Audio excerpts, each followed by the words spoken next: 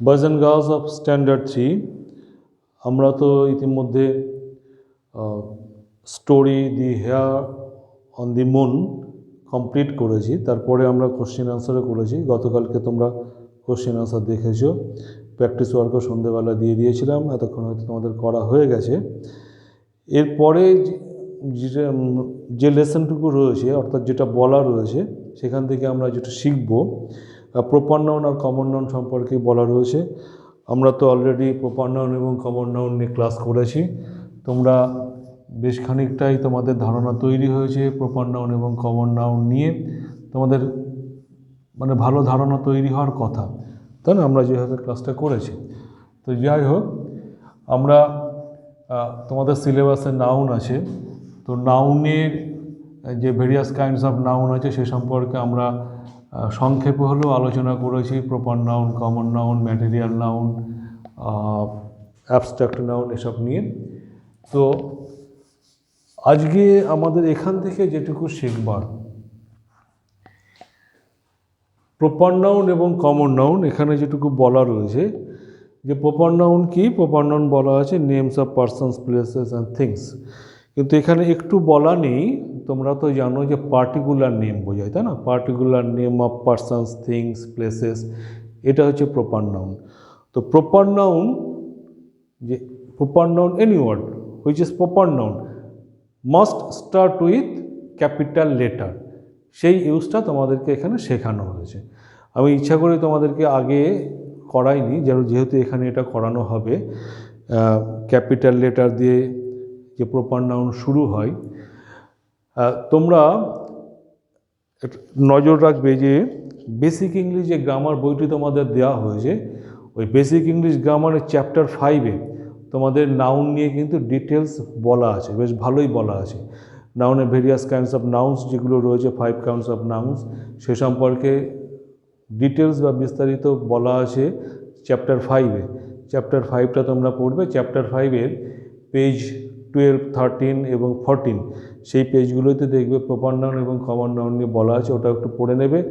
আমরা তো আগে এখানে ক্লাসে যেটুকু শিখেছি তার সাথে সাথে বইটা পড়বে, কারণ নাউনটা তোমাদের সিলেবাসের মধ্যে রয়েছে। আর ম্যাটেরিয়াল নাউন, কালেকটিভ নাউন বা অ্যাবস্ট্রাক্ট নাউন, এগুলোর ক্লাসটা পরে হবে, ঠিক এখন সময় মনে হবে যে ঠিক তখন আমি করাবো। হ্যাঁ, আপাতত প্রপার নাউন এবং কমন নাউন এখান থেকে আমাদের যে লেসনটা আমরা নেব সেটা হচ্ছে proper noun start or begins with a capital letter. এখানে একটা সেন্টেন্স দেওয়া আছে, দেখো, Delhi, Delhi is the capital, Delhi is the capital of India. Delhi হচ্ছে ভারতের রাজধানী, তাই না। তো এখানে দিল্লির ক্যাপিটাল, দিল্লি প্রপার নাউন, তো দিল্লির ডি হচ্ছে ক্যাপিটাল লেটার। অ্যাকচুয়ালি এখানে শুধু প্রপার নাউন হিসাবে ক্যাপিটাল লেটার সেটা নয়, তোমরা তো জানো যে the first letter of the first word of any sentence must be capital. সেন্টেন্সের প্রথম শব্দের প্রথম লেটারটি ক্যাপিটাল হবে, এটা তো নিয়মই। কিন্তু প্রপার নাউনের ফার্স্ট লেটারটা অবশ্যই ক্যাপিটাল হবে। আমরা এখান থেকে এটা শিখছি, তাই না। তো Delhi proper noun, capital letter হয়েছে, কিন্তু দেখো ইন্ডিয়া আছে পরে, এটা তো আর প্রথমে নেই। এটা নাই শুরুতে দিল্লি রয়েছে, ডিটা ক্যাপিটাল হয়েছে, সেই কারণে হতে পারে, এরকমটা মনে হতে পারে। কিন্তু ইন্ডিয়া দেশের নাম, কিন্তু এটা তো শেষে রয়েছে, কিন্তু এটা প্রপার নাউন। দেখো ফার্স্ট লেটারটা আছে আই ক্যাপিটাল, ঠিক আছে। তাহলে প্রপার নাউনের ফার্স্ট লেটারটা কী হবে, ক্যাপিটাল হবে। এখানে একটু ভুল রয়ে গেছে, সেটা হচ্ছে অ্যাকচুয়ালি আমাদের ক্যাপিটাল হচ্ছে নিউ দিল্লি, তাই না, নিউ দিল্লি। নিউ এর তাহলে এনটাও ক্যাপিটাল হবে, তাহলে new Delhi is the capital of India. আমরা এখান থেকে কি দেখলাম যে প্রপার নাউনের প্রথম লেটারটি ক্যাপিটাল লেটার হবে, এটাই আমাদের এখান থেকে শেখার। তারপরে দেখো পরের সেন্টেন্স আছে, ইন্দিরা গান্ধী ওয়াজ রাজীব গান্ধীজ মাদার। ইন্দিরা গান্ধী একজনের নাম বোঝাচ্ছে, প্রপার নাউন। কাজেই তার ফার্স্ট লেটারগুলো সব capital. Rajiv Gandhi proper noun, তার ফার্স্ট লেটারগুলো সব ক্যাপিটাল। তোমরা হয়তো জানো না, তোমরা যেহেতু ছোট, ইন্দিরা গান্ধী, দেখো আমাদের দেশের তো এ পর্যন্ত অনেক প্রধানমন্ত্রী হয়েছে। বর্তমানে নরেন্দ্র মোদী, আমাদের মিস্টার নরেন্দ্র মোদী আমাদের প্রধানমন্ত্রী। তো Indira Gandhi was also prime minister once upon a time.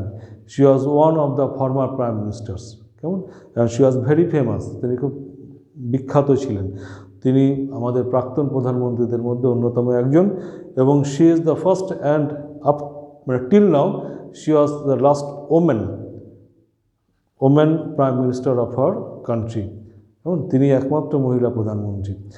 আর এরপরে রাজীব গান্ধীর মা হচ্ছেন ইন্দিরা গান্ধী। তো রাজীব গান্ধীও আমাদের প্রধানমন্ত্রী ছিলেন। হি ওয়াজ অলসো অ্যাসাসিনেটেড, তাকেও হত্যা করা হয়েছিল। তো এই রাজীব গান্ধী তিনিও one of the former prime ministers, ঠিক আছে, আমাদের দেশের প্রাক্তন প্রধানমন্ত্রীদের মধ্যে তিনিও একজন। তোমরা এই ঠিক এখন রাহুল গান্ধী, প্রিয়াঙ্কা গান্ধী এদের নাম হয়তো শুনে থাকবে। তো তাদেরই ফাদার হচ্ছেন রাজীব গান্ধী। ওকে, এরপরে যেটা আমরা সেন্টেন্সটা যেটা দেওয়া রয়েছে আমরা একটু দেখি। দি গাঙ্গেস,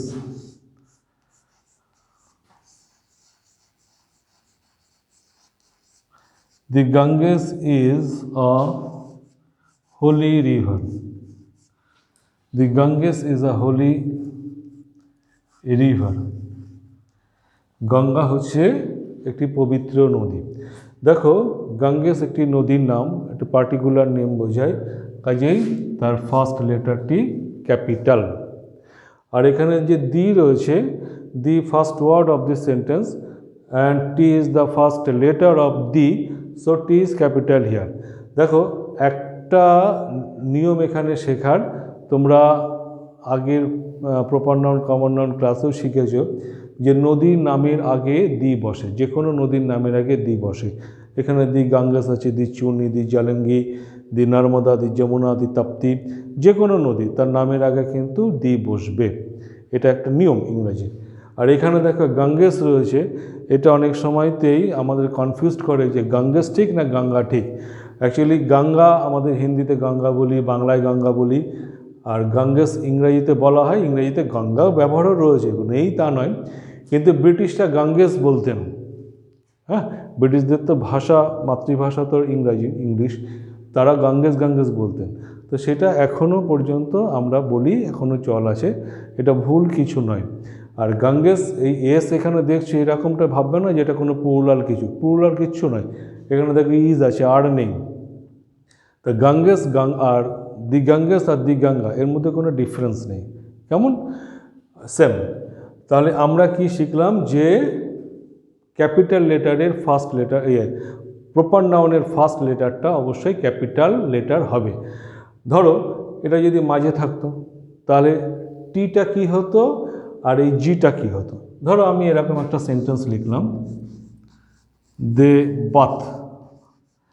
দেখো বাথ, এই বাথ কিন্তু BATH, বাথ স্নান, কিন্তু স্নান করা যদি হয় তাহলে দে বাথ, BATHE হবে, কিন্তু স্নান করা বোঝালে। তো দে বাথ ইন দি গঙ্গেস, তারা গঙ্গা নদীতে স্নান করে, তারা গঙ্গা নদীতে স্নান করে। দেখো এই গঙ্গেস তো শেষে ইউজ করা আছে, কিন্তু গঙ্গেস যেহেতু প্রপার নাউন এবং name of particular name of a river, so G is capital here, but you see T is not capital here. Okay, তো দে বাথ ইন দি গঙ্গেস, এই গঙ্গেস এইটুকু হচ্ছে প্রপার নাউন। হ্যাঁ, নিয়ম অনুযায়ী দা সামনে মানে নদীর নামের আগে বসে। পরে দেখো কি বলা আছে, কমন নাউন সম্পর্কে বলা হয়েছে। কমন নাউন তো তোমরা জানো, name of common things or common name of things, places or persons, যেমন boy, girl, mother, chair, table, bench, এখানে বুক, পেন, এ সমস্ত রয়েছে, এগুলো সবই হচ্ছে কমন নাউন। আর কিছু বলা এখান থেকে শেখার কিছু নেই, কারণ কমন নাউন সম্পর্কে তোমাদের অলরেডি একটা ভালো ধারণা রয়েছে।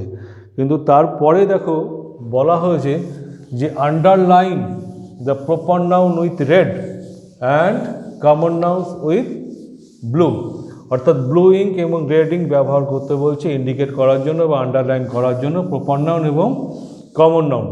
প্রপার নাউনের জন্য বলা হয়েছে রেড, আর কমন নাউনের জন্য বলা হয়েছে ব্লু। সেন্টেন্স একটা দেখো ওখানে আছে, Kaveri. Kaveri is also name of a river. Kaveri is in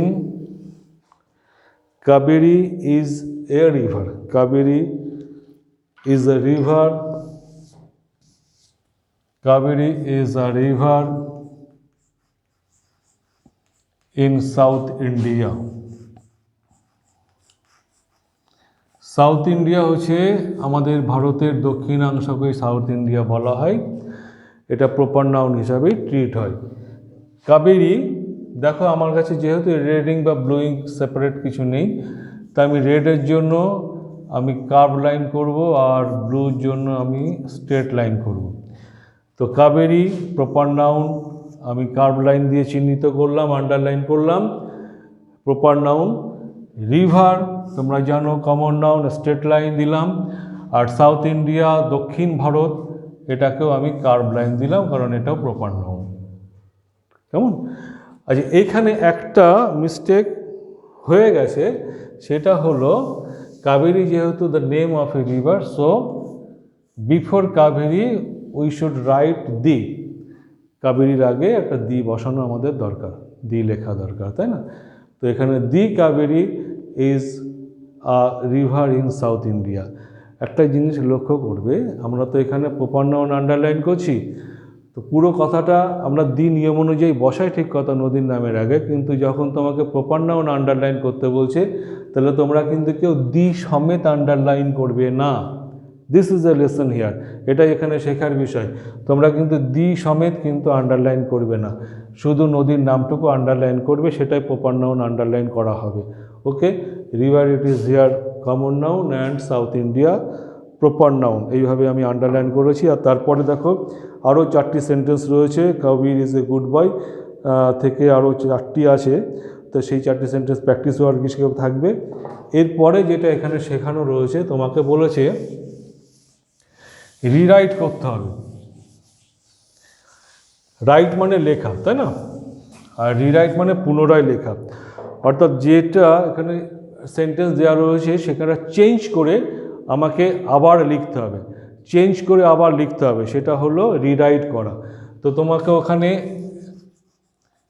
M, is, are, instead of, instead মানে হচ্ছে পরিবর্তে, ইনস্টিড অফ পরিবর্তে, instead of was or were, was বা ওয়ারের পরিবর্তে তোমাকে এম অথবা ইজ অথবা আর ব্যবহার করতে বলছে।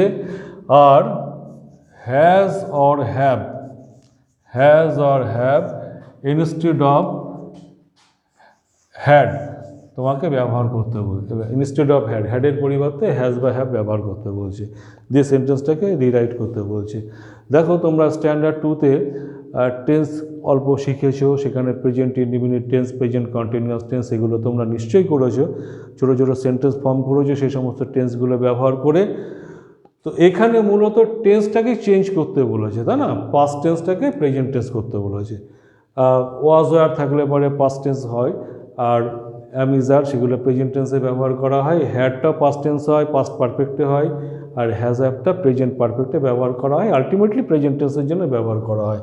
ওখানে নাম্বার 1 একটা সেন্টেন্স দেওয়া আছে, দেখো, I had a frock, I had a red frock, I had a red frock আছে, I had a red frock, আমার একটি লাল জামা ছিল।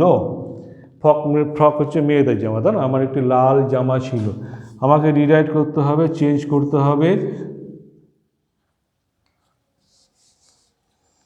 আয়ের পরে নিশ্চয়ই হ্যাজ বসে না, হ্যাভ বসবে, তা I have a red frock, আমি এটা লিখব, রিরাইট করব এটা, চেঞ্জ করলাম কি, হ্যাডটাকে হ্যাভ করে দিলাম, তাই না? নাম্বার 2 আছে, নাম্বার 2 আছে I was in the park, আমি পার্কে ছিলাম। কেমন? আমি পার্কে ছিলাম। রিরাইট করতে হবে, ওয়াজটাকে চেঞ্জ করতে হবে। আয়ের পরে ইজ বসে না, আর বসে না, অ্যাম বসে। I am in the park, আমি পার্কে আছি। আগে এখানে বলা আছে আমি পার্কে ছিলাম, চেঞ্জ করে হয়ে গেল আমি আমি পার্কে আছি। এই পর্যন্তই তোমাদের লেসন। আর নাম্বার 3 থেকে নাম্বার 7 পর্যন্ত তোমাদের প্র্যাকটিস ওয়ার্ক থাকবে। আচ্ছা, তারপরে দেখো লেট আস স্পিক। এখানে what will you say when, অর্থাৎ যখন এই অ্যাকশানগুলো হবে তখন তুমি কি বলবে, তোমাদের পাঠ্য থেকেই সেটা শেখা যাবে, পাঠ্যে রয়েছে। এই ক্লাসটা আমি পরে একটা এই লেসনটা পরে একটা ক্লাসে আমি নিশ্চয়ই তোমাদেরকে জানাবো। আর শেষে হে ডিডল ডিডল রয়েছে একটা পোয়েম। এই টেক্সটের পরে যে এরকম পোয়েমগুলো রয়েছে এগুলো তোমাদের পড়ার দরকার নেই। সিলেবাসে যে পোয়েম সিলেক্ট করে দেওয়া আছে সেটা পড়লেই হবে। আর এরপরে তো ক্লাস ওয়ার্ক দেওয়া হবে, ক্লাস ওয়ার্কের জন্য অপেক্ষা করো। আর সন্ধ্যাবেলাতে প্র্যাকটিস ওয়ার্ক চলে যাবে। এক্সট্রা ক্লাসের প্রয়োজন হলো তোমাদের নোটিশ করে এক্সট্রা ক্লাস দিয়ে দেবো। আজকের জন্য এ পর্যন্ত। Thank you.